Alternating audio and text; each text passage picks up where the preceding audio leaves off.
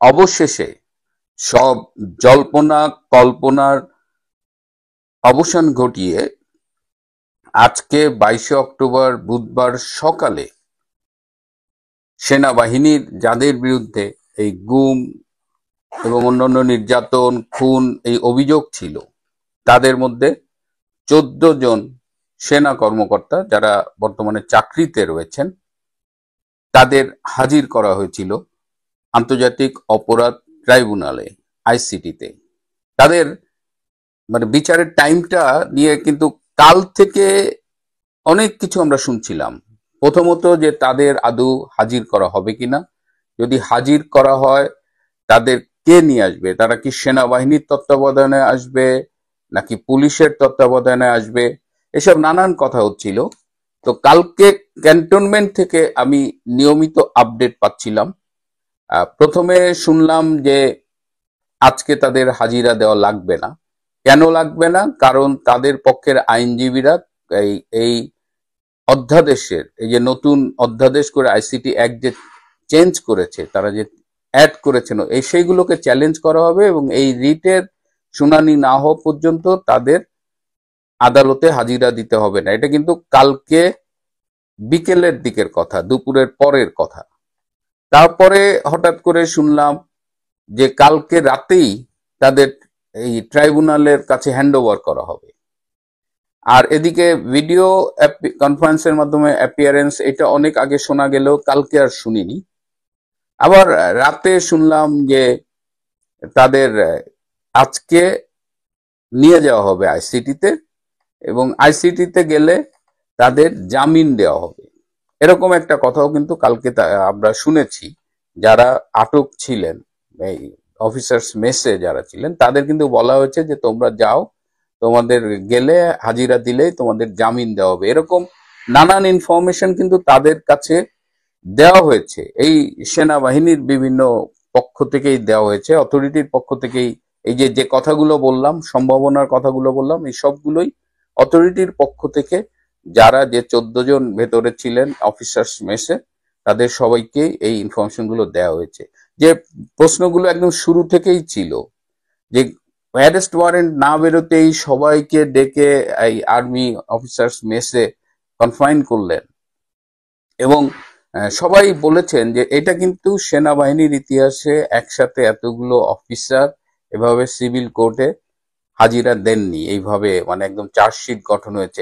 এটা খুব রেয়ার একটা ঘটনা এবং এটা সেনাবাহিনীর ইতিহাসে একটা কলঙ্কজনক দিন হিসেবে লেখা থাকবে। তো এটা নিয়ে জেনারেল ওয়াকার, যিনি সেনাপ্রধান, তিনি বারবার আমাদের কাছে বিভিন্ন নাটকের চরিত্রে এসেছেন। একবার বলেছেন যে আমি সবার কাছে গিয়ে বলছি, কেউ আমার কথা শুনছে না। তিনি বিভিন্ন সময় এটা বলছেন, কিন্তু আসলে কি হয়েছে আমি ট্রাইব্যুনালের কিছু সোর্সের সাথেও যোগাযোগ করেছি। এই যে গতকাল যে এই বিভ্রান্তিগুলো করা হলো, একবার বলা হলো আদালতে নেওয়া হবে, একবার বলা হলো নেওয়া হবে না, একবার বলা হলো গেলেই জামিন দেবে, কিন্তু আজকে কি দেখলাম, যাওয়ার পরে তাদের সবাইকে কারাগারে প্রেরণ করা হলো। কিন্তু এরকম কিন্তু কথা ছিল না, জামিনেরই তো কথা ছিল। কিন্তু এটি কিভাবে এই ঘটনাগুলো ঘটছে, যেটা বলছিলাম যে ট্রাইব্যুনালের যে চিফ প্রসিকিউটর তাজুল ইসলাম কিন্তু সব বিষয়ে সেনাপ্রধান জেনারেল ওয়াকারের সাথে আলাপ করেছেন, এই সেনাবাহিনীর এই অফিসারদের এই মামলা সংক্রান্ত। এই যে তাদের সকালে হাজির করা হবে, টাইম এগিয়ে নেওয়া হয়েছে, তাদের কারাগারে পাঠানো হবে, সবকিছু তাজুল ইসলাম ওয়াকারের সাথে সরাসরি আলাপ করেছেন একদম বেশ কয়েকবার, এবং তাদের যোগাযোগটা খুব নিয়মিত এবং সবকিছুই ছিল প্রি প্ল্যান্ড। জেনারেল ওয়াকার জানতেন হোয়াটস গোয়িং টু হ্যাপেন, জানা সত্ত্বেও তিনি এমন একটা ভাব করেছেন যে তিনি জানেন না, তিনি সেনা অফিসারদের পক্ষে কাজ করছেন। That's not true. সেনাবাহিনীর মান মর্যাদা, সেনাবাহিনীর পক্ষে আইন বা সেনা আইনে এদের বিচার করা, কোনো কিছুই জেনারেল ওয়াকার খানের কাছে ম্যাটার করে না। He is politically committed two জামাতে ইসলাম। সে নিজেও ছাত্র জীবনে ছাত্র শিবির করেছে। অনেকেই বলেন যে তিনি ছাত্র শিবিরের একেবারে সদস্য পর্যায়ের ছিলেন, যারা শপথ করে এবং পার্টির জন্য যা কিছু করতে পারে। সুতরাং আজকে জেনারেল ওয়াকারের কাছে মুখ্য হলো যে জামাত ইসলামীকে যে কোনোভাবে ক্ষমতায় আনা, এবং যেহেতু এই মামলার বাদী হলো জামাতের যুদ্ধ অপরাধী গোলাম আজমের পুত্র আর্মি থেকে বরখাস্তকৃত ব্রিগেডিয়ার আজমি, এবং যে আজমি জেনারেল ওয়াকারের সাথে খুবই ঘনিষ্ঠ ছিল, যেটি তারা মানে আজমি এটা বারবার বলেছেন। সুতরাং সবই একটা পাতানো গেম, কিন্তু সেনাবাহিনীর কাছে নিজের একটা ফেক ইমেজ ক্রিয়েট তিনি করতে যাচ্ছেন এটা বলে যে আই হ্যাভ ট্রাইড এভরিথিং। কালকে বরং সেনাবাহিনীর কয়েকজন বিএনপির কাছে অনুরোধ করেছিল যে ডক্টর ইউনূসের কাছে গিয়ে এই যে সেনাবাহিনীকে অসম্মান করা হবে, অপমান করা হবে, সেনাবাহিনীর এইভাবে সবার সামনে জেলে নিয়ে মানে আদালতে নিবে, সেখান থেকে কারাগারে নিবে, তাদের রিকোয়েস্ট করেছিল বিএনপি যেহেতু ক্যান্টনমেন্টে জন্ম নেওয়া একটা দল, বিএনপির প্রতিষ্ঠাতা একজন সেনা প্রধান ছিলেন জেনারেল জিয়াউর রহমান, সুতরাং তারা যেন ডক্টর ইউনূসের কাছে গিয়ে এই বিষয়ে একটা কিছু করে। এবং সেই অনুযায়ী আপনারা দেখেছেন গতকাল বিএনপির মহাসচিব মির্জা ফখরুল আলমগীর, আমির খসরু এবং সালাউদ্দিন আহমেদ তিনজন গিয়েছিলেন। আমরা সচরাচর কোনো মিটিং এ এই তিন ধারার তিনজনকে একসাথে বিএনপির প্রতিনিধিত্ব করতে দেখি না, কিন্তু কালকে আর্মির অনুরোধে তারা গিয়েছিলেন।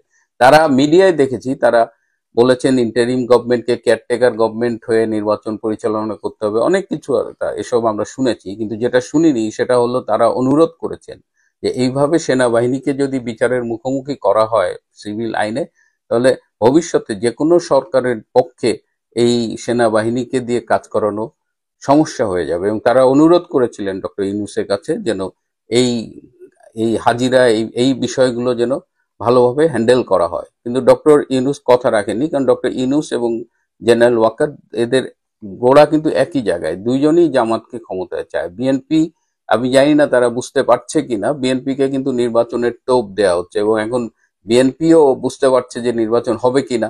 সাবেক সেনাপ্রধান আইকেবি ইকবাল করিম ভুইয়া বলছেন যে 1 থেকে 2 বছর কেয়ারটেকার গভর্নমেন্ট থাকবে, এটা কিন্তু এমনি এমনি বলেননি, তিনি এটা দেখে এটা বাজারে ছেড়ে একটা বাজার অ্যাসেস করছেন।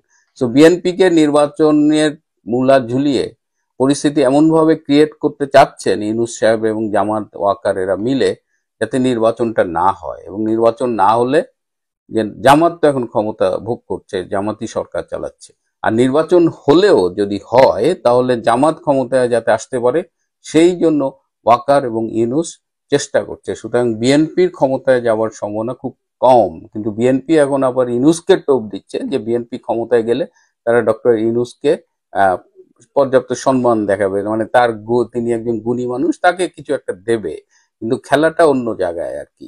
তো এইটা হলো, এই যে বললাম যে নির্বাচন হবে কি হবে না, এটা হলো ডক্টর ইউনূসদের ক্যালকুলেশন। আমি কিন্তু আওয়ামী লীগ এবং অন্যান্য রাজনৈতিক শক্তির কথা এখানে আলাপ করছি না। আমি এখানে আবার ফিরে আসি সেনাবাহিনীকে নিয়ে।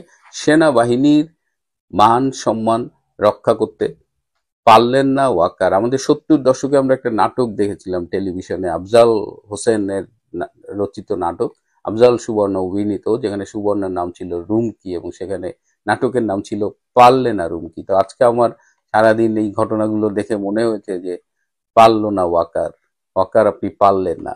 কিন্তু আপনি কি পারেননি?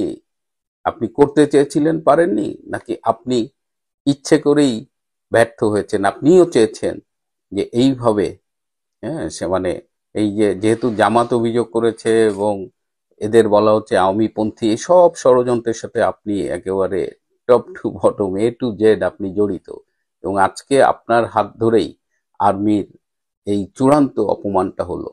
ইতিহাস কখন কাকে কি ফিরিয়ে দেয় সেটা তো আমরা ঠিক আগে বলতে পারি না, অনেক সময় অনুমান করি, বিশ্বাস করতে চাই না। তো সেই দিন হয়তো আমরা দেখব, যেদিন প্রিজন ভ্যানে করে জেনারেল ওয়াকার খানকেই কোনো এক আদালতের উদ্দেশ্যে নিয়ে যাওয়া হচ্ছে এবং সেখান থেকে হয়তো তাকে কারাগারে পাঠানো হচ্ছে, বলা যায় না। তবে যে ঘটনাটা আজকে ঘটলো এটা কারো জন্যই মঙ্গল বয়ে আনবে বলে আমার মনে হয় না, এটা কারো জন্যই সুখকর হলো না। এই যে সেনাবাহিনী আজকে সকালে তাদের ঘুম থেকে উঠানো হয়েছে 5টার সময়, 5টায় ঘুম থেকে উঠিয়ে তাদের আবার এই প্রিজন ভ্যানে 40 মিনিট তাদের বসিয়ে রাখা হয়েছিল। তো এই যা হোক, তাও একটা ভালো প্রিজন ভ্যান দিয়েছে, একটা এসি কন্ট্রোল, কি শীততাপ নিয়ন্ত্রিত প্রিজন ভ্যান, এটা আমরা আগে দেখিনি।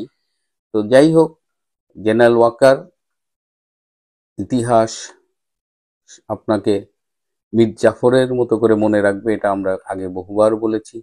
সময় আজকে আপনি যেটা করলেন তার প্রতিদান আপনাকে ফিরিয়ে দেবে। প্রিয় বন্ধুরা, আজ এ পর্যন্তই। ভালো থাকবেন, সুস্থ থাকবেন।